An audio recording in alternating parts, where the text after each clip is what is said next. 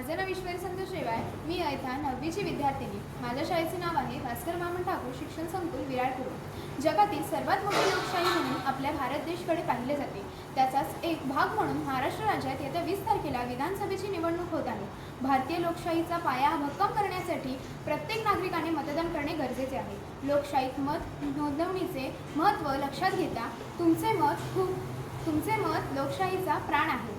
येत्या 20 तारखेला सुट्टी आहे, ती मतदान करण्यासाठी, हिंडणे फिरणे किंवा मजा करण्यासाठी नाही, हे लक्षात घ्या.